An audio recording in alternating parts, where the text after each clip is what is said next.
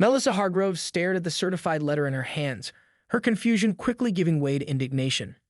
She read the header again: Notice of violation. Unauthorized property defacement. The letterhead prominently displayed Oakwood Estates Homeowners Association with an official-looking seal that Melissa had never seen before in the 5 years she lived in the neighborhood. "This is ridiculous," she muttered, scanning the contents of the letter once more.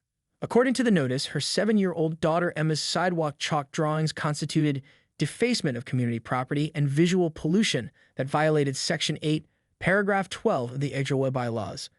The letter demanded immediate removal of the graffiti and imposed a $250 fine, with an additional $50 per day until compliance was verified by an HOA inspector. What made this particularly absurd was that Oakwood Estates had never had an HOA.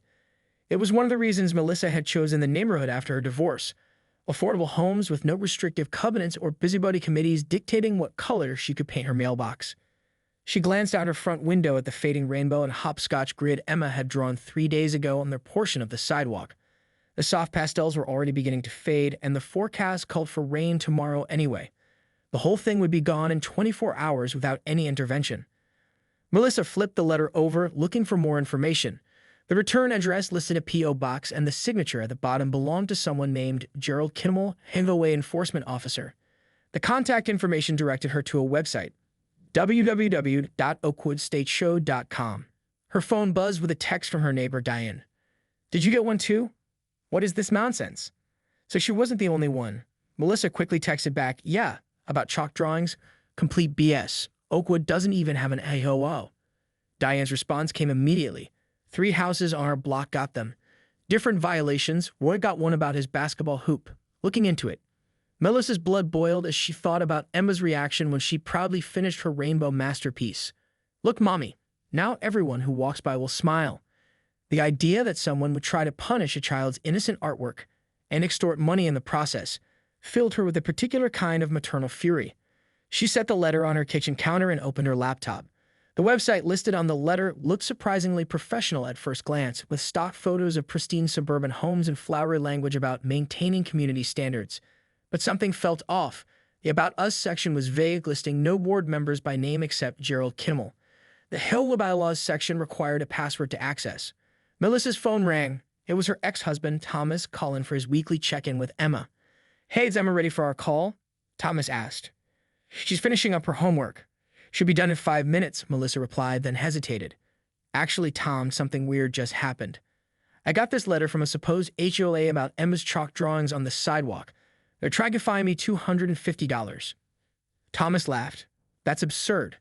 Oakwood doesn't have an HOA. "Exactly. I think it's some kind of scam." "Send me a picture of the letter," Thomas said, his voice shifting to what Melissa called his professional tone. Despite their divorce 3 years ago, they'd maintained a cordial relationship for Emma's sake. It helped that Thomas's work kept him traveling internationally most of the year. What most of their neighbors didn't know, what Melissa sometimes forgot herself, was that Thomas wasn't just some corporate lawyer. He was a specialized investigator who built cases against war criminals and human rights violators for international tribunals. He had an investigator's instincts and a prosecutor's tenacity. "This smells like a fraud scheme," Thomas said after examining the letter. "I've got some time before my next assignment. Let me look into this." Little did the fake HOA know that their simple scam was about to collide with a man who had tracked down militia leaders in failed states and built cases against generals who had ordered mass atrocities. Gerald Kimmel and his fake HOA were about to learn a painful lesson. Don't mess with a child's chalk drawings when her father hunts war criminals for a living. Thomas Hargrove sat in his rental car outside the Oakwood Estates Community Park, observing a man in a navy blazer with a clipboard who was methodically photographing homes. It had been 3 days since Melissa's call about the HOA scam, and Thomas had immediately rearranged his schedule to extend his stay in town. What had begun as a routine visit to see Emma had transformed into something that triggered his professional instincts. "See anything interesting?" Diane asked, sliding into the passenger seat. Melissa's neighbor had become an unlikely but enthusiastic ally in the investigation. "Our friend Gerald has been documenting violations for the last hour," Thomas replied, lowering his camera. "He's particularly interested in homes with signs of children." Thomas had spent his career building cases against people who believed themselves untouchable. Whether it was a general in Central Africa or a municipal official in Eastern Europe, the patterns were remarkably similar: target the vulnerable, establish false authority, and extract resources through fear. This neighborhood scam might be smaller in scale, but the methodology was familiar. 7 more families received letters yesterday, Diane reported. Basketball hoops, wind chimes, a toy left in a front yard. The fines range from $150 to $350. Thomas nodded, and the pressure tactics have escalated. Mrs. Chen told me they left a notice on her door threatening to place a lion on her property. Can they even do that? Diane asked, incredulous. Legally, no. But they're counting on people not knowing that, Thomas explained. These scammers are targeting recent immigrants, single parents, and elderly residents, people who might be intimidated or lack the resources to fight back. The fake HOA had created a sophisticated operation. They had established a legitimate-looking website, printed professional letterhead, and even placed official-looking HOA information binders on several front porches. Their P.O. box was registered to a shell company, and the phone number on the letters connected to a professional-sounding voicemail. What they hadn't counted on was Thomas's investigative skills or his connections. I had a colleague run background checks, Thomas said, handing Diane a folder. Gerald Kimmel is actually Gerald Kresch. 2 prior convictions for fraud in Nevada and Arizona. He moves from state to state running various scams. The 2 men working with him have similar histories. So what's the plan? Diane asked. Call the police? Thomas shook his head. Not yet. Local police might treat this as a low-priority case. These guys could disappear before anything happens. I want to build an airtight case first. Thomas's phone buzzed with a text from Melissa, Emma in tears. 2 men in jackets came by claiming to be from HOA. Said her new driveway chalk art is another violation. $500 this time. His jaw tightened. They went back to Melissa's house, and they upset Emma. That's crossing a line, Diane said, recognizing the change in Thomas's demeanor. Yes, it is. Thomas started the car. I need to check on Emma first. Then we moved to phase 2. At Melissa's house, Thomas found his daughter coloring intensely at the kitchen table, her small face set in concentration. Hey, Ladybug, he said gently. Emma looked up, her eyes brightening despite the traces of tears on her cheeks. Daddy, did Mommy tell you about the mean men who don't like my drawings? Thomas sat beside her. She did. And you know what? Those men are pretending to be something they're not. They have no right to tell you not to draw. But they said I was breaking rules, Emma replied, her voice small. Sometimes adults lie, Thomas explained, choosing his words carefully. These men are lying about being in charge of our neighborhood. Melissa watched from the doorway, arms crossed. She was so upset. They stood over her while she was drawing unicorns and told her she was vandalizing property. Thomas met Melissa's gaze, a silent communication passing between them. He turned back to Emma. How would you like to make the biggest, most colorful chalk drawing ever? One that takes up your entire driveway? Emma's eyes widened. Really? But what about the fine? Don't worry about that. Thomas smiled. In fact, I think we should invite all your friends to come over and draw too. Later that evening, after Emma had gone to bed, Thomas and Melissa sat on the front porch. You're using our daughter's chalk art as bait, Melissa observed, not accusingly, but with clear understanding. Thomas nodded. They've established a pattern now. 3 visits to homes with children. They'll come back, especially after direct confrontation. The Chalk Festival, as Emma had enthusiastically named it, was in full swing by Saturday afternoon. Melissa's driveway and the sidewalk in front of her house had been transformed into a riot of color. A dozen neighborhood children knelt on the concrete, their hands and clothes smudged with vibrant pastels as they created an elaborate wonderland of rainbows, dragons, unicorns, and flowers. Parents chatted in small groups on the lawn, many meeting each other for the first time despite living just houses apart. Thomas moved among them, his casual demeanor masking his vigilance. Diane circulated with lemonade and cookies, strategically introducing neighbors who had received HOA violation letters. It's the same story everywhere, whispered Roy, whose basketball hoop had earned him a $200 fine. They start with letters, then escalate to in-person visits. Mrs. Patel said they threatened to have her son's treehouse demolished next week if she doesn't pay. Thomas nodded, his eyes continuously scanning the street. Did everyone receive different amounts for their fines? Yes, confirmed another neighbor, an elderly woman named Eliza. Mine was $275 for wind chimes. The Hendersons got hit with $325 for their holiday lights still being up on the garage.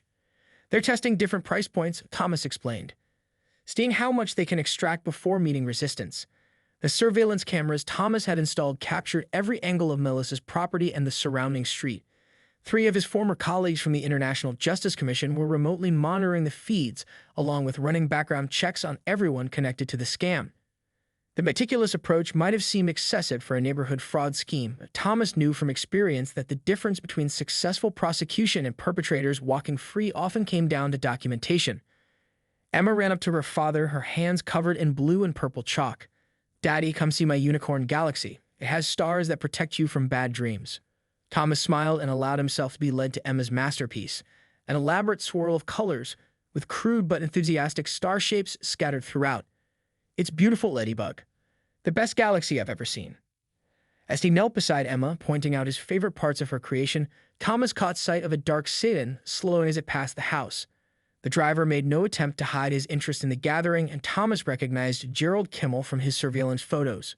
"Sweetheart, why don't you go show Mom your amazing galaxy?" Thomas suggested. Emma nodded and raced off to find Melissa. Thomas casually walked toward the front of the yard as the sedan parked 2 houses down. He took out his phone and sent a message to the group chat he created with Diane and several neighbors. "Company arriving. Remember the plan." Gerald Kimmel emerged from the car wearing the same navy blazer, accompanied by a younger man in similar attire.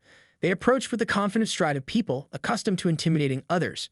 Thomas could read their body language from years of interrogating suspects, the practiced expressions of false authority, the deliberate gestures designed to establish dominance. "Good afternoon," Gerald called out as he reached the edge of Melissa's lawn, his voice carrying enough to draw attention from the gathered families. "I'm Gerald Kimmel, enforcement officer for the Oakwood Estates Homeowners Association. We've received multiple reports about unauthorized activities and property violations occurring at this address." A hush fell over the gathering. Parents instinctively moved closer to their children, but no one retreated. Thomas had prepared them well. "Mr. Kimmel," Thomas stepped forward with a pleasant smile. "We've been hoping you'd stop by. I'm Thomas Hargrove." Gerald faltered slightly at Thomas's friendly tone, clearly expecting resistance or fear. He quickly regained his composure and held up his clipboard. "Mr. Hargrove, this property has accumulated fines totaling $750 for repeated violations of community standards. This unauthorized gathering and additional defacement of community property will add substantial penalties." Several parents shifted uncomfortably but held their ground as Thomas had instructed.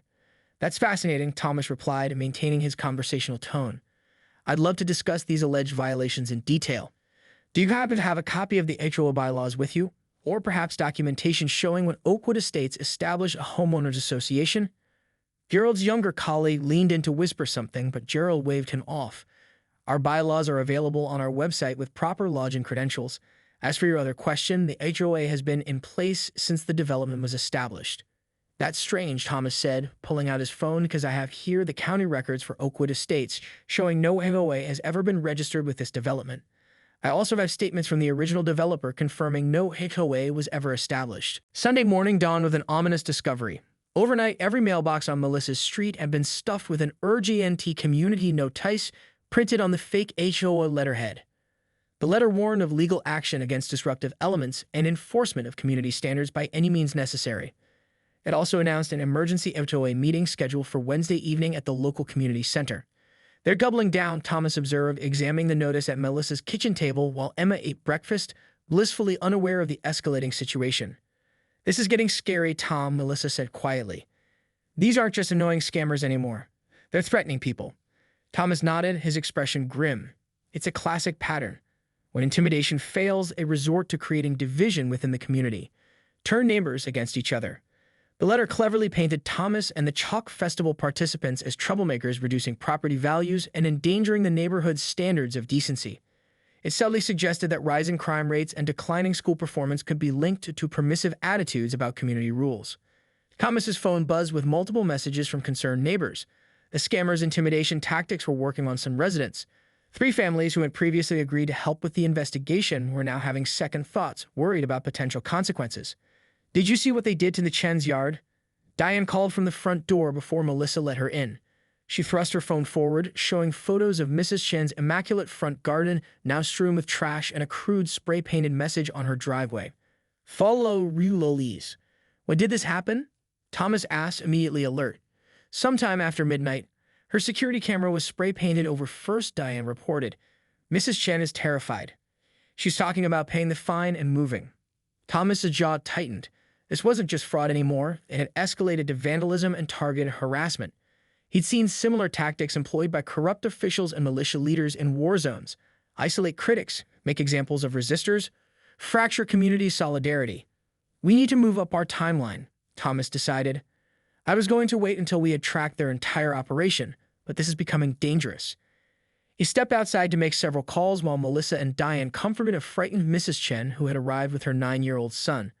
More neighbors began trickling in, some bringing reports of minor vandalism, others sharing rumors about the fake HOA's threats. When Thomas returned, his expression had changed. The neighbors fell silent, sensing a shift in the atmosphere. "I've just spoken with Detective Rivera at the county sheriff's office," Thomas announced. "They're opening an official investigation into the HOA scam.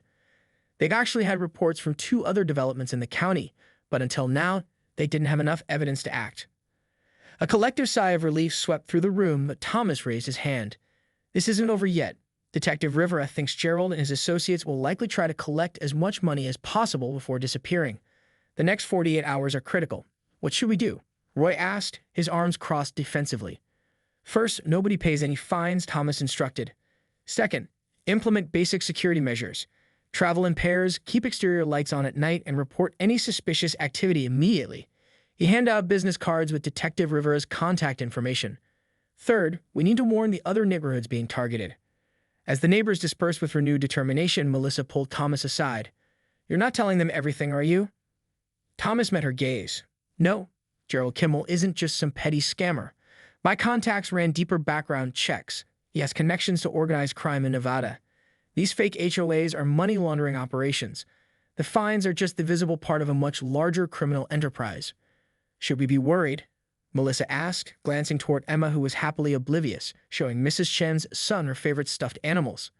"I dealt with worse," Thomas assured her, though his eyes remained vigilant. "But I think you and Emma should stay somewhere else for a few days." Melissa straightened, her expression hardening. "This is my home, Thomas. I'm not letting some criminal intimidate me out of it." Thomas recognized the resolute set of her jaw, the same determination that had both drawn him to her and contributed to their eventual separation. When Melissa made up her mind, there was no changing it. "Then we increase security," he conceded. "I'm having colleagues install a better system this afternoon." By evening, Thomas had transformed Melissa's modest suburban home into a digital fortress. Security cameras with night vision covered every approach. Motion sensors monitored the perimeter. A direct line to local law enforcement had been established. It might have seemed excessive for a neighborhood dispute, but Thomas knew the potential danger better than most. Thomas moved through the darkened house with practiced silence, his footsteps imperceptible as he positioned himself near the back door. Years of field work in conflict zones had taught him patience and precision. He could hear the subtle scratching of lock picks against the deadbolt, amateur work but persistent. His earpiece crackled softly. 2 more subjects approaching from the north side. Carlos reported from his surveillance position. "Detective Rivera is 5 minutes out with backup." Thomas acknowledged with a soft click of his transmitter. 5 minutes was a long time if the intruders gained entry. He had no intention of letting things escalate that far. The back door lock finally surrendered with a soft click. Thomas pressed himself against the wall beside the door, controlling his breathing as he had done countless times when approaching war criminals' compounds. The door opened slowly, revealing a silhouette against the faint moonlight.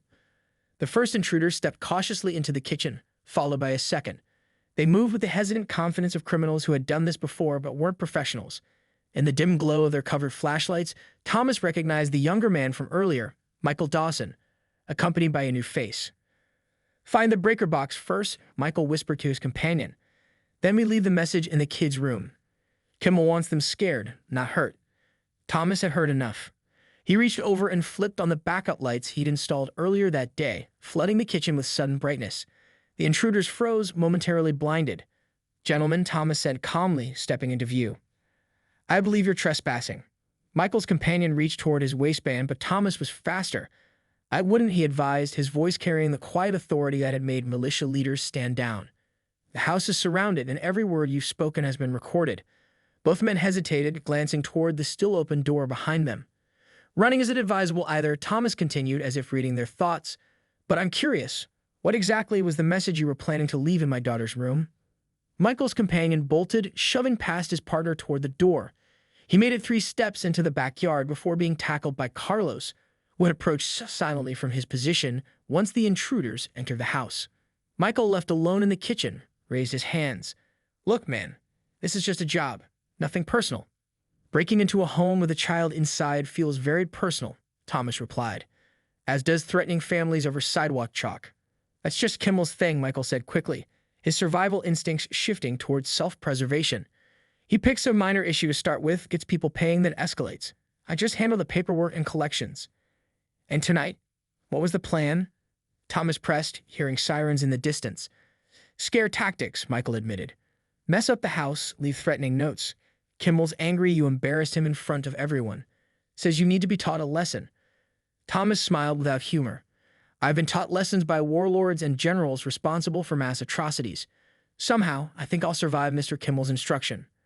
The wail of police sirens grew louder, and flashing lights now illuminated the front of the house. Michael's expression fell as he realized the gravity of his situation. 3 weeks after the arrests of Gerald Kimmel and his associates, the cul-de-sac at the heart of Oakwood Estates hummed with activity. Picnic tables dotted the community park, laden with potluck dishes brought by families who, until recently, had been strangers despite living mere houses apart.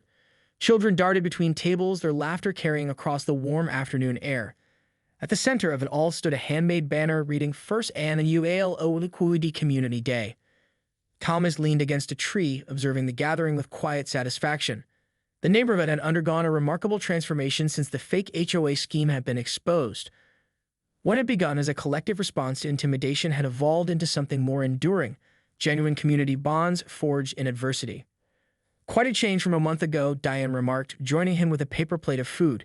Remember when Mrs. Patel and the Hendersons wouldn't even make eye contact at the mailboxes? Now look at them co-chairing the neighborhood watch. Thomas nodded, watching as Emma and several other children dashed past, engaged in an elaborate game of tag. Communities often find their identity in how they respond to threats. It's just rare to see it happen so positively. FBI making any progress with a bigger investigation? Diane asked, lowering her voice. The case had indeed expanded far beyond their neighborhood. Thomas had spent the past 3 weeks working with a joint FBI local law enforcement task force, helping to unravel what had turned out to be an elaborate criminal enterprise. Gerald Kimmel was merely a mid-level operator in a network that targeted developing communities across 5 states. They've identified 14 other neighborhoods with similar fake HOA operations, Thomas replied. The same pattern everywhere.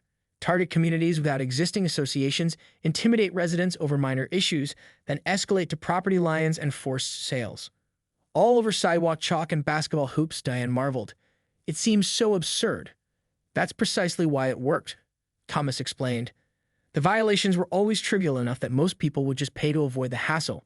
By the time they escalated to serious financial threats, they'd already established a pattern of compliance. What Thomas didn't share with Diane was the disturbing evidence they had uncovered about the operation's ultimate goal. The fake HOAs weren't just collecting fines, they were systematically forcing vulnerable homeowners to sell at below-market rates to shell companies connected to a major real estate development firm. The scheme had already resulted in dozens of families losing their homes, particularly immigrants and elderly residents who were most susceptible to intimidation. Melissa approached carrying a tray of lemonade. The mayor just arrived, she informed them, and there's a news cruise setting up by the park entrance. Thomas had helped arrange today's community gathering as more than just a celebration. It was strategically timed to coincide with the mayor's announcement of a new city ordinance requiring all homeowners associations to register with the city and undergo annual audits. The case had garnered enough media attention that neighboring cities were implementing similar measures. Dad, Emma called, racing toward him with a piece of paper clutched in her hand. Look what we made. It's for the new community center. Thomas examined the colorful drawing, the collaborative effort by several children depicting houses with smiling faces, surrounded by chalk rainbows and protective stars.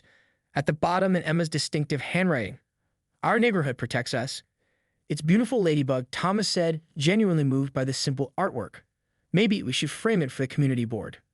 "Mrs. Chen already said we can put it up at the first meeting," Emma reported excitedly before dashing off to rejoin her friends. The impromptu community board had been Melissa's idea, a legitimate neighborhood association focused on connection rather than regulation. Unlike the fake HOA, it had no enforcement powers and collected no dues. Its sole purpose was to facilitate communication and mutual support among neighbors. "Your flight's tomorrow morning?" Melissa asked quietly as Emma disappeared into the crowd of children. Thomas nodded. With the FBI taking over the broader investigation and local charges filed against Kimmel and his associates, his temporary assignment was coming to an end. The International Justice Commission had been surprisingly accommodating, but his situation in Eastern Europe required his expertise. "I've been thinking," Thomas began, then hesitated. Throughout their marriage, his work had always taken priority. It was part of what had driven them apart, His constant departures, the unpredictable schedule, the single-minded focus on cases that took him to the world's most troubled regions. Dangerous words, Melissa teased, but her expression was attentive. The commission has been pushing me to take on more training roles, Thomas continued. Less field work, more time at the regional office. I've always turned them down before, but 6 months later, on a crisp autumn afternoon, Thomas stood in the federal courthouse corridor, reviewing his notes one final time before entering the courtroom. The trial of Gerald Kimmel and his associates had reached its closing arguments phase, with Thomas scheduled as the final witness for the prosecution. Mr. Hargrove, a voice called from down the hallway. Thomas looked up to see Detective Rivera approaching with a satisfied smile. Looks like we're finally wrapping this up. Just in time, Thomas agreed, shaking the detective's hand. The investigation in Croatia is heating up. I need to be there by next week. What had begun as a simple neighborhood scam had unraveled into one of the largest organized real estate fraud cases in the state's history. The fake HOA operation turned out to be just one component of an elaborate scheme that had victimized hundreds of homeowners across 5 states. Thomas had delayed his return to international work to help build the case, applying the same meticulous evidence-gathering techniques he used to prosecute war criminals. Still can't believe it all started with sidewalk chalk, Rivera remarked, glancing at his watch. Your testimony should begin in about 20 minutes. The prosecutor wants to brief you on a few last-minute points. Thomas nodded, but his attention had shifted to the courthouse entrance, where Melissa had just arrived with Emma. His daughter spotted him immediately and raced down the corridor, heedless in the formal setting. Dad! Emma launched herself into his arms, her backpack bouncing. Did they go to jail yet? Thomas lifted her with practiced ease. At 7.5, Emma was getting heavier, but he never missed an opportunity for these embraces, especially since his work still required regular travel. Not yet, Ladybug. That's why I'm here today, to help the judge decide what happens to them. Melissa approached at a more measured pace, professional in a navy blazer and skirt. She'd taken time off from her job at the architectural firm to bring Emma, who had insisted on being present for her father's testimony even though she would wait outside the courtroom. How are you feeling? Melissa asked. Ready, Thomas replied simply. The evidence is overwhelming. The 3 months following the Oakwood Estates incident had brought unexpected changes to Thomas's life. The conversation about possibilities he and Melissa had begun at the community celebration had evolved into weekly dinners, then regular family outings when he wasn't traveling. They were proceeding cautiously, both aware of the patterns that had led to their separation, both committed to not repeating past mistakes. Mrs. Chen sent these, Emma announced, pulling a small bag of cookies from her backpack. She said they're for good luck in court. Thomas accepted the offering with appropriate solemnity. The community connections forged during the fake HOA crisis had not only endured but strengthened. The Oakwood Estates Community Association, officially registered with the city, now met monthly in the renovated park gazebo. Neighborhood watch programs, after-school activities, and even a community garden had transformed what had once been a collection of isolated households into a genuine community. You should see the new chalk mural, Emma continued excitedly. We made it on the community center wall, and Mr. Abernathy put a special coating on it so it won't wash away even in the rain. It shows everyone in the neighborhood holding hands. I can't wait to see it, Thomas promised. His newly negotiated work arrangement with the International Justice Commission allowed him to spend at least 10 days each month at the regional office, just 2 hours from Melissa's home. It wasn't perfect, but it was a compromise that gave him time with Emma, while still allowing him to continue the work that was so much a part of his identity. A court officer approached, indicating it was time for Thomas to meet with the prosecutor. He set Emma down carefully. Will you be home for my birthday next week? Emma asked, looking up at him with an expression that mirrored her mother's directness. Wouldn't miss it, Thomas assured her. I'll be back from New York on Tuesday. As Emma and Melissa found seats in the waiting area, Thomas followed the court officer toward the prosecution's preparation room. Before entering, he paused to look back at his daughter and ex-wife, or perhaps reconciling wife was more accurate, given the tentative plans they'd been discussing lately. The journey from that first absurd HOA violation letter to this federal courthouse had been remarkable in ways Thomas could never have anticipated. His professional skills, honed in humanity's darkest corners, had proven unexpectedly valuable in a suburban neighborhood dispute. More significantly, the experience had forced him to reconsider fundamental assumptions about his life and work. Inside the preparation room, U.S. Attorney Caroline Winters was reviewing documents with her team. She looked up as Thomas entered. Mr. Hargrove, perfect timing. We just received information that Kimmel's attorney may attempt to characterize your investigation as vigilant justice conducted without proper authority. Thomas smiled slightly. I've been accused of worse by actual war criminals. I have no doubt, Winters replied with professional appreciation. Your testimony will be crucial in establishing the systematic nature of this operation. The jury needs to understand that this wasn't just about fake HOA fines, it was organized crimin.